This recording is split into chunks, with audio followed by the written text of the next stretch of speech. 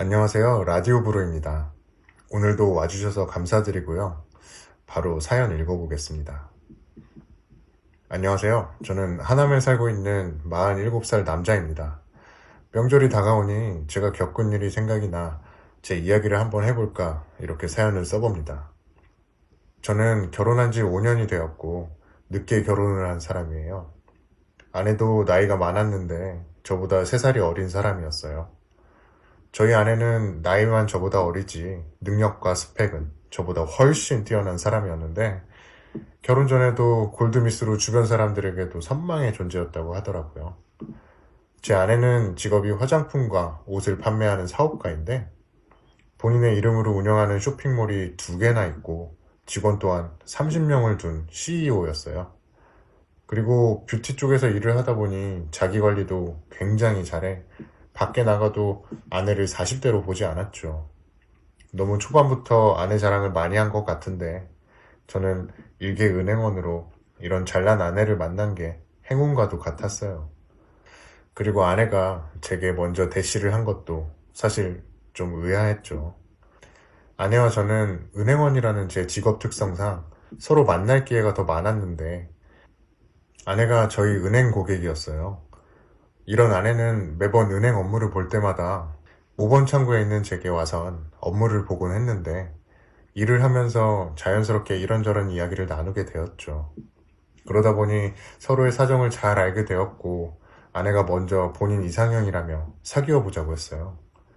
우연치고는 너무 신기할 정도로 나이도 비슷하고 서로 만나는 사람도 없어 운명이라 여기며 연애를 하게 되었습니다.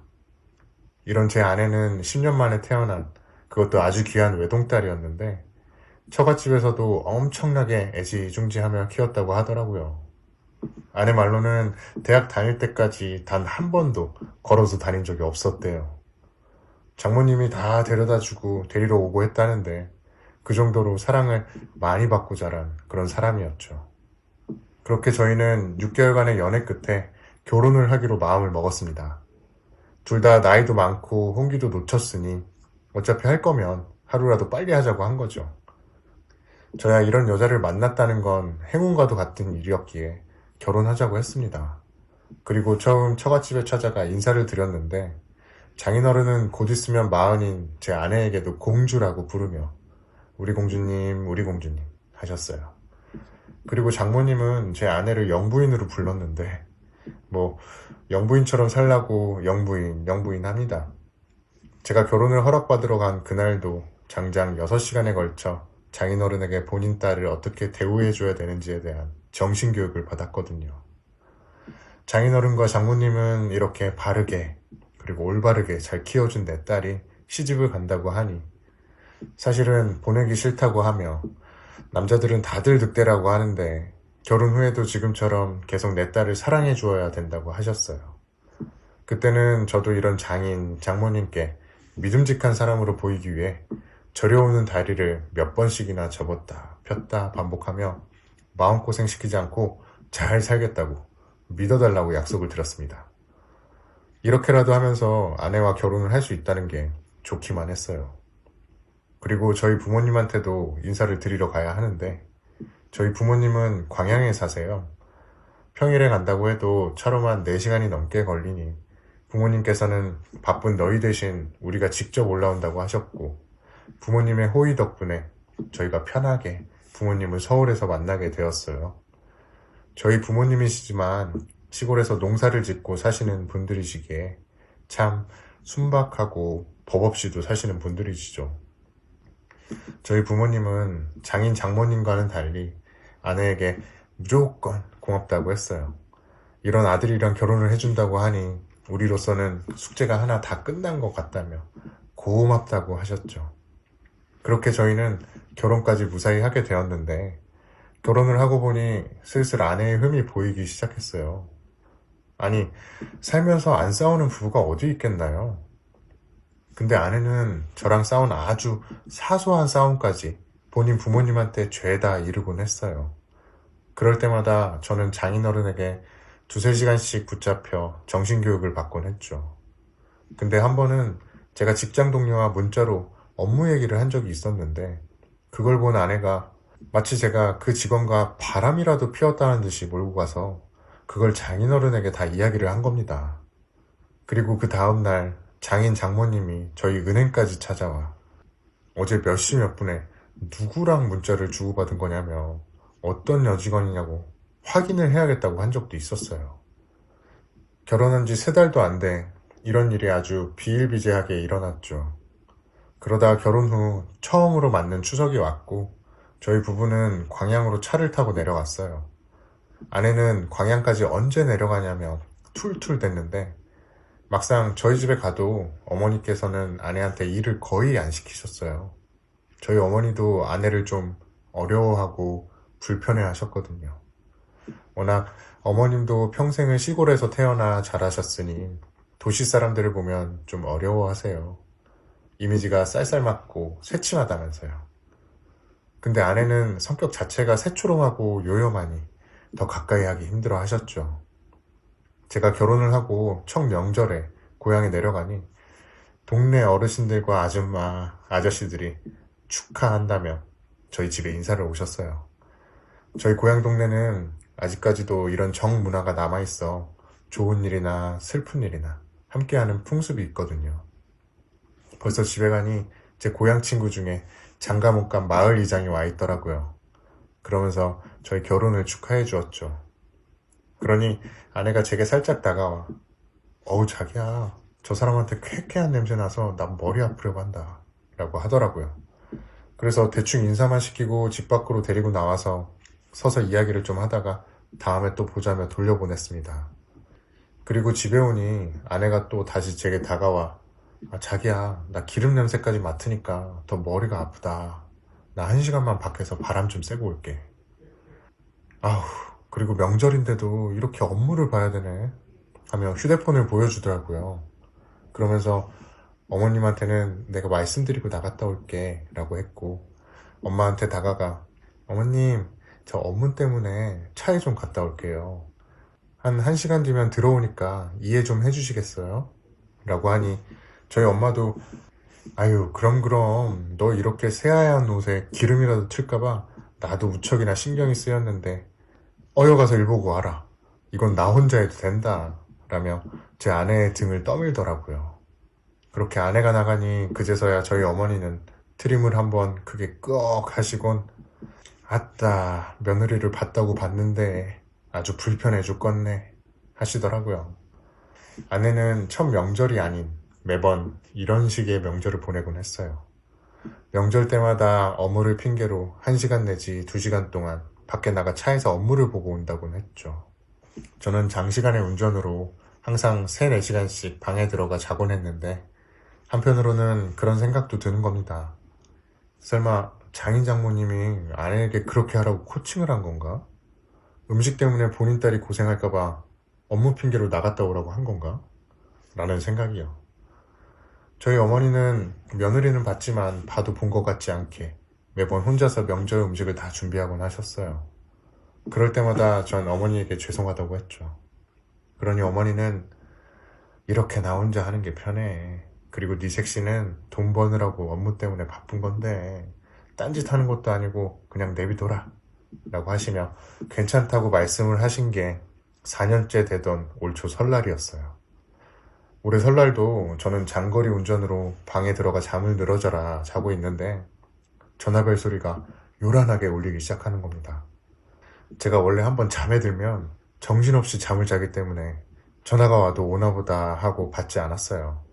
그러니 얼마 있다가 저희 아버지께서 방에 들어오시며 건우야, 네 장인어른한테 전화가 왔는데 며느라이도 전화를 안 받고 너도 전화를 안 받는다고 걱정하시더라.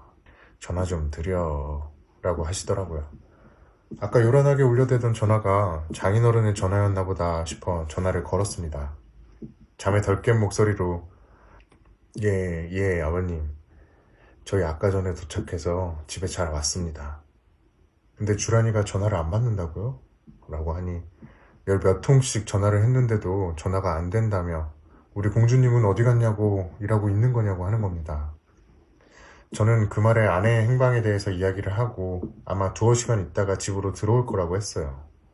그러니 대번 큰 소리를 치며 이보게 아니, 그럼 지금 우리 공주가 밖에 나가 있다는 건가? 자네는 지금 우리 공주가 전화가 안 된다고 하는데 뭐 이따 들어오니까 신경 쓰지 말라고 해? 우리 공주가 언제 한 번이라도 손에서 핸드폰 떨어뜨리고 다닌 거 본 적 있나? 어서 나가서 찾아보게. 그리고 나한테 연락하게. 라고 하시는데 속으로 아니 업무 보라고 밖에 나가라고 한 게 장인 장모님 아니었나? 라는 생각도 들었죠. 그걸 알면 저한테 불호령으로 전화도 하지 않았을 테니까요. 저는 일단 아내에게 전화를 걸었고 전화만 연결이 되면 장인 어른한테 얼른 전화해보라고 하려고 했는데 아니 정말로 몇 통이나 했는데도 전화를 받지 않은 겁니다. 저는 졸린 눈을 비비며 아내를 찾으러 밖으로 나갔어요. 근데 아내는 전화도 안 받고 집 앞에 주차를 해둔 차 안에도 없는데 차 안을 보니 아내의 핸드폰이 떨어져 있는 겁니다. 저는 그 모습에 일단 아내부터 찾아 나섰어요. 이름을 부르며 동네 방네를 다 찾아다녔을 때였어요. 한참을 돌아다니다 보니 아내한테 전화가 오는 겁니다. 아내가 돌아왔나 보다 싶은 생각에 얼른 전화를 받았고 어디에 있다 온 거냐면 물었어요. 그러니 나 머리가 너무 아파서 바람 좀 쐬고 왔는데 아무래도 여기 근처 대학병원에 좀 다녀와야겠어. 라며 병원에 갔다 올 테니 그냥 집에 들어가 있으라고 하는 겁니다. 같이 가자고 해도 혼자 다녀온다고 걱정하지 말라고 했고 집에 들어가 있으라고 하는 겁니다. 원래 아내 성격이었으면 호들갑을 떨면서 아파 죽겠는데 나 혼자 어떻게 가냐고 같이 가자고 할 텐데 아내가 어쩐 일로 혼자 가겠다고 하는지 집에 불이 나게 갔는데도 차는 보이지 않았어요. 이미 출발을 한 듯 했죠.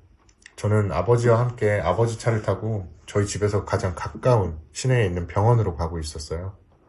그렇게 한참을 가고 있는데 저 멀리서 익숙한 차가 한 대 보이는 겁니다. 저랑 같은 기종의 차였는데 번호판을 보니 아니 제 차였어요. 저는 급하게 아버지한테 차를 세워달라고 했고 차에서 내려 제 차 쪽으로 가니 또 아내는 보이지 않았습니다. 전화를 걸었는데 역시나 전화도 받지 않았죠. 그때부터 아내의 미심쩍은 행동에 이상한 생각이 들기 시작했어요. 사실 미심쩍은 행동도 행동이지만 걱정되는 마음이 제일 컸죠. 그렇게 저는 아버지와 함께 차가 주차되어 있는 산 주변을 낱낱이 다 살피기 시작했고 아내의 이름을 부르며 계속 전화를 걸었어요. 아버지와 저는 서로 떨어져 아내를 찾기 시작했는데 제가 산 중턱까지 헉헉대며 올라가니 아내의 이름을 부를 힘도 없었어요. 어느 정도 올라가니 저 멀리 산 절벽에 어떤 남자와 여자가 서로 부둥켜 안고 있는데 멀리서도 보이는 여자 뒷모습에 저는 기겁을 하고 말았습니다. 새빨간 긴 머리에 어렴풋이 보이는 그 얼굴, 바로 저희 아내였거든요. 병원에 간다던 아내가 어떤 남자와, 그것도 산 절벽에서 뒤엉켜 있는데 저는 그걸 보자마자 미친 듯이 아내의 이름을 부르며 그 두 놈들한테 갔고 제 목소리에 아내는 화들짝 놀라 그 남자와 같이 뒤를 돌아보는데 아내에 이어 그 남자까지 보곤 참을 수 없는 분노에 눈이 뒤집혔어요. 왜냐면 그 남자가 제 고향 친구인 마을 이장을 한다는 놈이었거든요. 저는 죽일 듯이 이 둘을 향해 달려들었고 아내와 친구놈은 서둘러 옷을 갈아입곤 저를 막아서더니 잘못했다고 무릎을 꿇는데 저는 친구놈의 멱살을 잡으며 야, 이 미친 것들아, 너네 둘 지금 여기서 뭐들 하고 있는 거야? 어?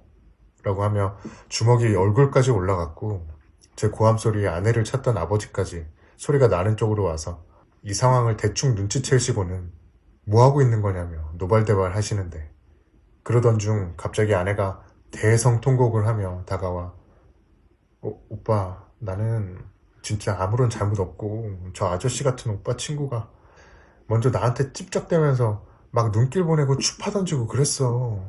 나는 정말 아무런 잘못이 없어. 오빠 믿어줘 제발. 이라며 제 바지가랑이를 잡고 늘어지는데 그 소리에 제 친구놈도 가슴을 손으로 치며 야, 네가 먼저 나한테 농촌 남자에 대한 로망인가 모식갱인가 있다고 했잖아. 나보고 농사일로 다부져진 팔이 탐스럽다느니 순진한 내가 좋다느니 하면서 다음 추석에는 마구간에서도 만나자고까지 했잖아 라고 하는데, 그 말에 아내가 제 친구 뺨을 있는 힘껏 내려치며, 이 미친놈아, 내가 언제 그랬어? 별말도 안 되는 소리 하면서 거짓말까지 하고 있네? 오빠 진짜로 이 사람이 하는 말 다 거짓말이야. 나처럼 정조를 지키는 여자가 어떻게 그런 말을 하겠어. 아버님 정말이에요. 제 말 좀 믿어주세요. 저 남자가 거짓말 하는 거라고요. 라고 하는데, 제 친구는 친구대로 그게 아니라고 억울하다며 난리를 치는 겁니다. 저는 그런 아내에게 정조를 지킨다는 여자가 이따위 짓거리를 하고 있어? 이게 정조를 지키는 거야? 라며 미친 사람처럼 날뛰었어요. 그러니 친구놈은 아무런 대답도 안 하고 땅만 쳐다봤고, 아내는 아니라며 절대 아니라고 하는데, 저는 아내에게 차키를 빼앗고 그 둘만 남겨둔 채 니들 가만히 안 둘 거라며 집으로 돌아오는데, 아주 다행히도 차에 있던 블랙박스가 생각이 나 모든 걸 다 돌려보게 되었습니다. 그 블랙박스에 찍힌 내용들엔 그동안 제가 몰랐던 모든 내용과 엄청난 사실들까지 알게 되었는데, 아내는 매번 명절 때마다 한두 시간씩 사라진 이유가 다 이 친구놈이랑 이 짓거리를 하려고 사라진 거였습니다. 그리고 친구놈의 말처럼 아내가 먼저 꼬리를 쳤던 게 맞았고요. 심지어 아내는 밤에도 만날 계획을 하며 더 적극적으로 만남을 요구했고, 명절에만 만날 수 있는 것도 짜릿하지 않냐는 소리까지 해댔네요. 그리고 저희 부모님의 무딘 성격을 조롱하는 말까지 했었는데, 이런 소리를 듣고 어느 자식이 가만히 있겠냐는 생각이 들었어요. 여태 나를 기만한 것도 모자라 내 부모한테까지 이런 생각을 품고 있었구나 하는 아내의 태도에 가만히 있으면 안 되겠다는 생각까지 들었습니다. 그래서 저는 그 둘을 거기서 떨어뜨리고 집에 오자마자 이 모든 내용들을 장인과 장모에게 알렸고, 명절 끝나는 날 찾아뵙겠다고 했어요. 그러니 장인과 장모는 제가 보낸 내용들을 보곤 전화가 와 내 딸이 이럴 리 없다고, 내 딸이 어떻게 이런 짓을 했냐며 방방 뛰시지만, 그런다고 아내의 추악하고 더러운 진실이 어디 가나요? 저는 아내의 진보다리를 싸서 집 밖으로 내던져 놨어요. 그리고 한참 뒤에 집으로 돌아온 아내는 자기 말을 안 믿는 거냐고 난리를 치는데, 블랙박스 얘기를 꺼내며 네 두 놈들이 했던 모든 대화 내용을 들었다고 변명할 생각도 하지 말라고 했어요. 올라가서 이혼 소송할 준비나 하라고, 들어오지도 말라고 했습니다. 저희 부모님도, 특히나 어머니는 뒷목까지 잡으시며 쓰러지기 일보 직전이셨고, 저희 아버지도 어딜 그딴 짓거리를 하고 이렇게 당당할 수 있었냐며 썩 나가라고 소리를 지르셨어요. 아내는 한참 동안 집 밖에서 쭈그려 앉아 용서해달라며 한순간의 실수였다고 하는데, 이내 조용해지더니 집으로 올라간 듯 했어요. 그리고 저는 명절이 끝나자마자 처갓집으로 가서 이혼 소송할 거라며 그렇게 아시라고 했죠. 그러니 장인어른과 장모님도 한 번만 다시 생각해보라며 그동안 우리가 자네한테 좀 무심했었는데 이제는 잘해주겠다고 약속한다고 하는 겁니다. 저는 그런 장인 장모한테 됐다고 했네요. 있을 때나 잘해주지 이제 와서 잘해준다는 소리를 하냐고 했어요. 그리고 그때 장인어른 전화만 아니었으면 이 여자가 그딴 짓을 했는지도 몰랐을 텐데, 장인어른이 마치 지표라도 알려주듯이 전화가 오셔서 이런 어마어마한 사실을 알려주셨네요. 아주 감사합니다. 라고 했어요. 완전히 자기 발에 자기가 넘어진 꼴이었죠. 저는 이혼 소송을 진행하면서 두어 달이 지나 아내가 임신을 했다는 걸 알게 되었어요. 근데 그 아이는 제 아이가 아니었습니다. 왜냐면 아내는 결혼 전에 지 몸이 망가진다며 아이를 낳지 않을 거라고 했거든요. 그래서 제가 와이프 때문에 묶는 수술까지 했었는데 당연히 제 아이가 아니죠. 아내가 저를 만나러 왔다가 흘리고 간 초음파 사진을 장인 장모한테도 찍어서 보내드렸어요. 손주 생긴 거 축하드린다고요. 그렇게 저는 5년간의 결혼을 마치고 이혼 소송을 준비해 아직까지 소송 중에 있어요. 시국이 이래 재판이 자꾸 미뤄지는 바람에 질질 끌고 있는데, 아내는 하루에도 몇십 통의 문자와 전화를 걸어 미안하다며 한 번만 용서를 해달라고 빌고 있는데, 제가 귀찮아서 연락처를 차단해버리니 제가 일하고 있는 은행으로 찾아와 업무 방해를 해. 이딴 식으로 계속 찾아오면 업무 방해로 신고하고 접근금지 신청할 거라고 내 눈앞에서 꺼지라고 했네요. 아내를 믿고 사랑했기에 그런 장인 장모의 찬밥 신세에도 참고 익숙해지겠지 싶었는데 5년 동안 버젓이 제 고향에서 이딴 짓거리를 했으니 참을 수가 없어 이혼하는 게 맞는 거라 생각을 했어요. 하루라도 빨리 소송이 끝나 자유의 몸으로 돌아가고 싶은 마음뿐입니다. 5년 동안 아내 때문에 제대로 된 남자 역할도 하지 못하며 살았는데 저도 이제는 해방을 시켜 2년이 된다면 다른 좋은 사람을 만나서 아이도 낳고 싶은 게 제 작은 소망이기도 해요. 저의 긴 이야기를 들어주시고 읽어주셔서 감사하고요. 제 이야기를 들어주신 모든 분들도 편안한 명절이 되셨길 바라며 이만 마치겠습니다. 지금까지 라디오 부르였습니다. 감사합니다.